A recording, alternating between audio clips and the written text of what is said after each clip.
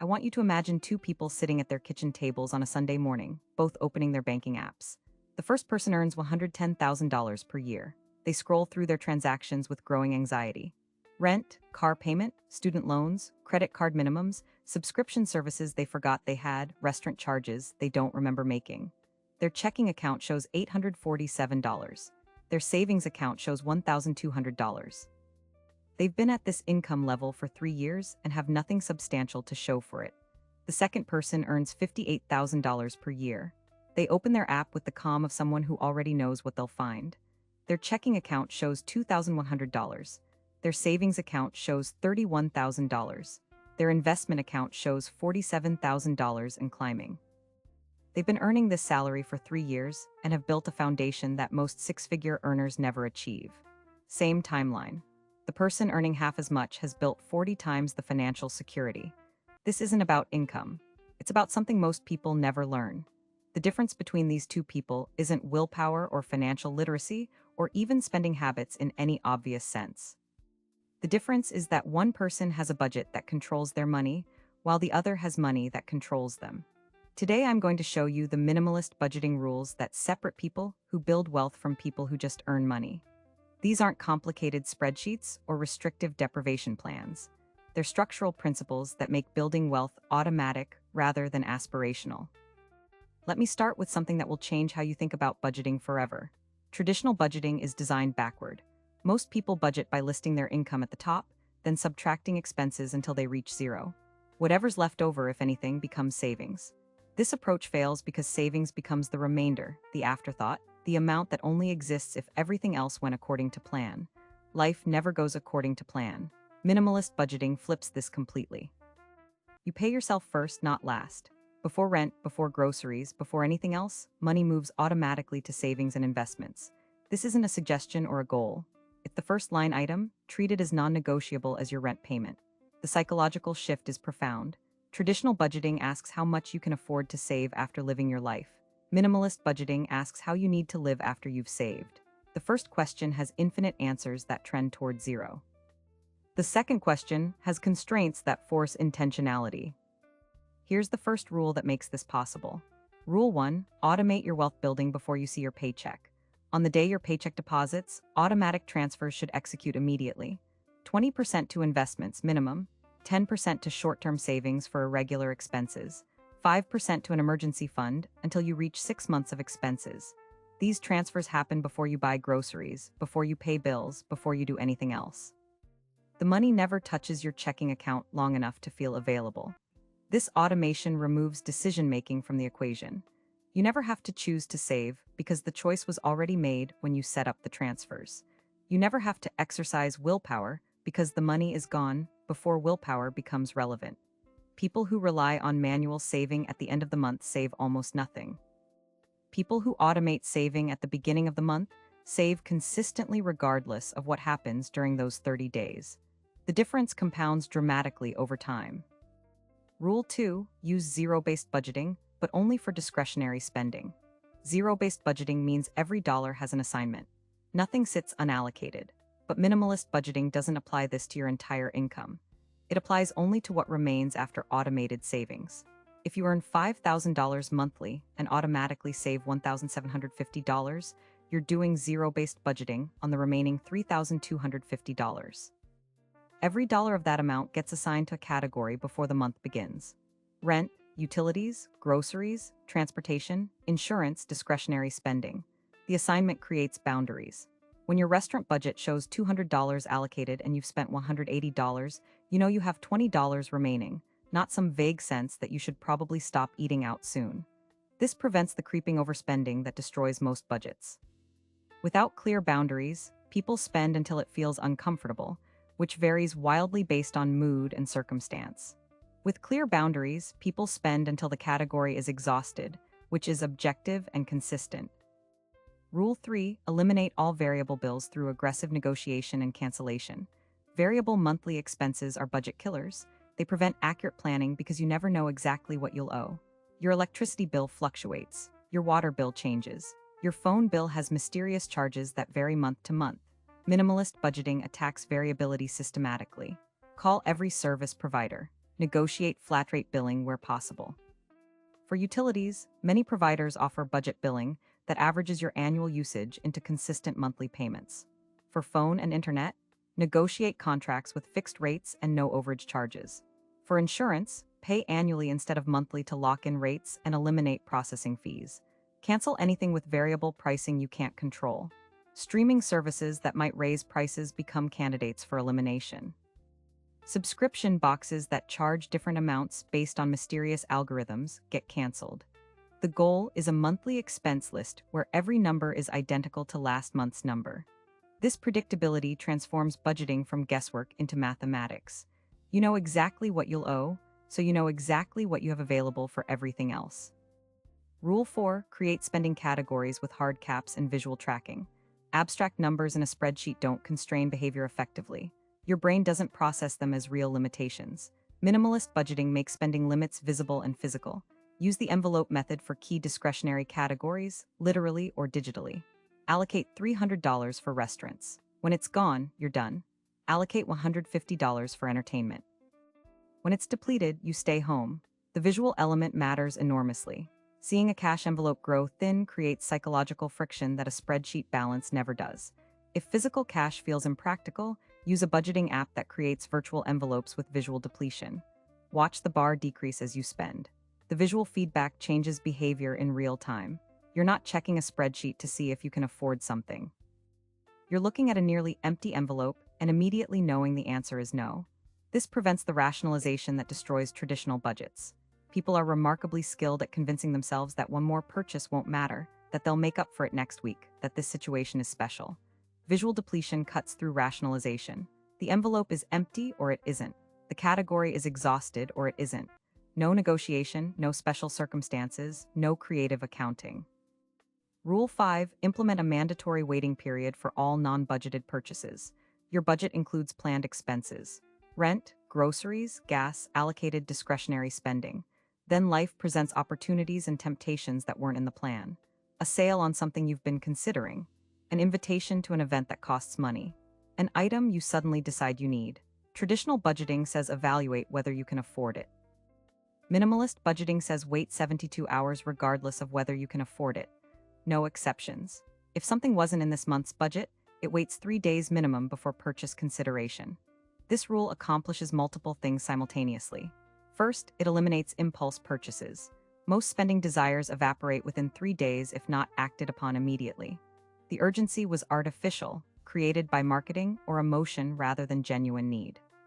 Second, it creates time to evaluate whether the purchase aligns with your actual priorities. In the moment, everything feels important. 3 days later, most things reveal themselves as distractions from what actually matters. Third, it forces you to identify funding sources. If you still want the item after 3 days, you must decide what budgeted category it comes from or what you'll cut to afford it. This prevents the magical thinking where purchases somehow happen without affecting anything else. Rule 6: conduct weekly budget reviews instead of monthly check-ins. Monthly budget reviews happen too late. By the time you discover you've overspent in a category, the month is nearly over and correction is impossible. Minimalist budgeting requires weekly reviews, 15 minutes every Sunday to examine the previous week's spending. Compare actual spending to budgeted amounts in each category. Identify categories trending toward depletion. Adjust behavior for the remaining weeks accordingly. This frequent feedback loop enables course correction before small problems become large ones. You notice restaurant spending is high after 1 week and adjust for the remaining 3 weeks. You don't notice until week 4 and have no opportunity to compensate. Weekly reviews also maintain awareness. When you examine your spending every 7 days, patterns become visible. You notice which days you tend to overspend. You identify which emotional states trigger unnecessary purchases. You recognize which situations consistently blow your budget. This awareness enables structural changes rather than just reactive adjustments. You don't just notice you spent too much on restaurants. You notice you spend too much on restaurants every Thursday after stressful work days, which enables you to address the actual problem. Rule 7: maintain exactly 3 bank accounts with specific purposes. Multiple bank accounts create confusion and enable poor decisions. Too few accounts create commingling that makes tracking impossible. Minimalist budgeting uses exactly 3 accounts. Account 1 is your spending account. This receives your paycheck minus automated savings transfers. It pays your bills and funds your discretionary spending. The balance should hover near zero by month end because everything was allocated and spent according to plan. Account 2 is your short-term savings account. This receives automatic transfers for irregular expenses that aren't monthly but are predictable. Car maintenance, annual insurance premiums, holiday spending, medical copays. Money accumulates here until needed, preventing irregular expenses from destroying your monthly budget. Account 3 is your untouchable emergency fund. This receives automatic transfers until it reaches 6 months of essential expenses, then contributions redirect to investments. This account exists for genuine emergencies only: job loss, major medical issues, critical home repairs. Not for vacations, not for sales, not for anything except true financial emergencies. This 3-account structure creates clarity.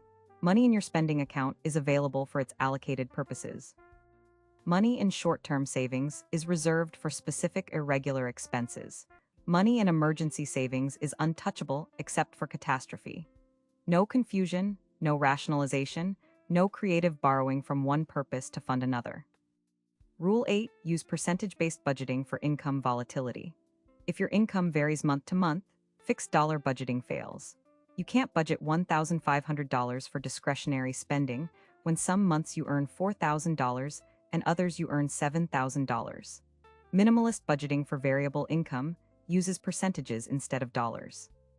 50% for essential fixed expenses, 25% for automated savings, 25% for discretionary spending. These percentages apply regardless of the actual income amount. Earn $4,000 this month, you have $1,000 discretionary. Earn $7,000 next month, you have $1,750 discretionary.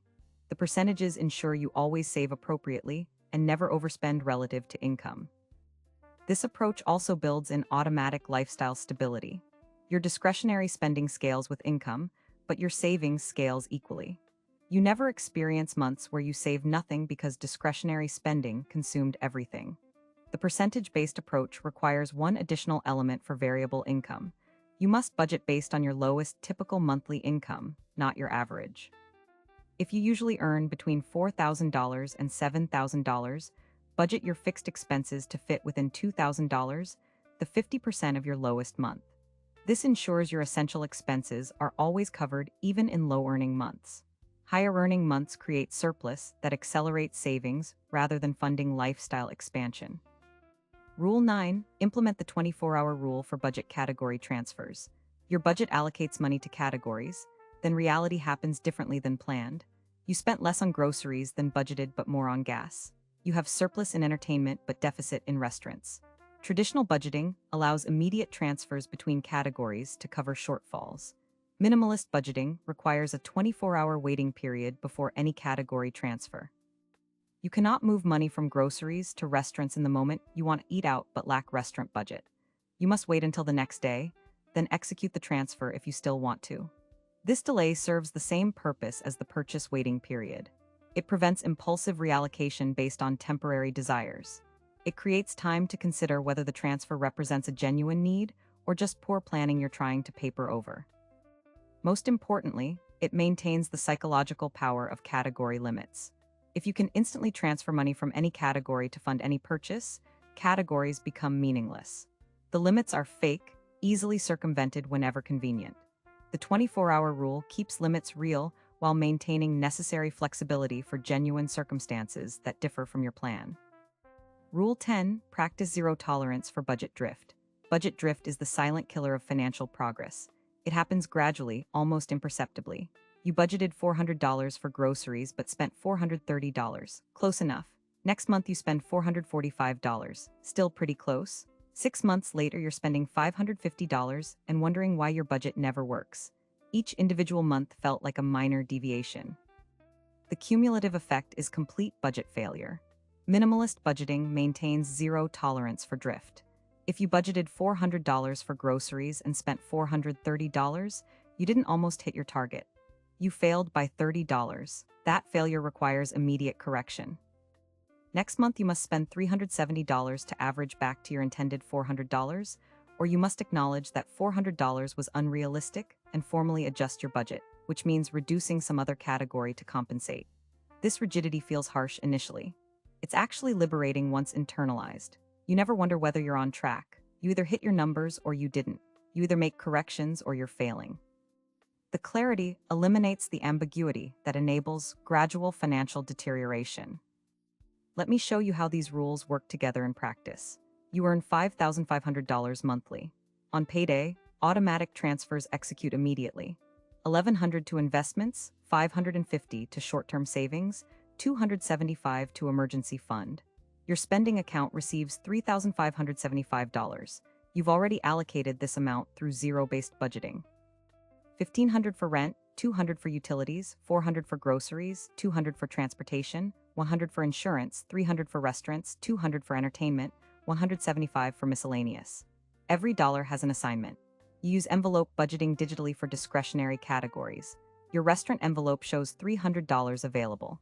By week 2, you've spent $180.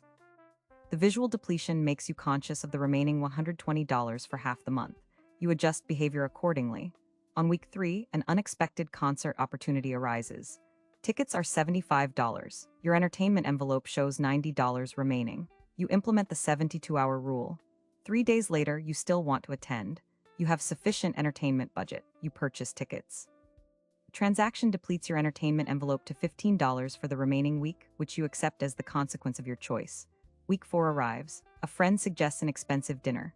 Your restaurant envelope shows $45 remaining. The dinner would cost $60. You want to transfer money from your depleted entertainment envelope, but that's impossible. You want to transfer from groceries where you have $80 surplus. The 24-hour rule applies. You wait.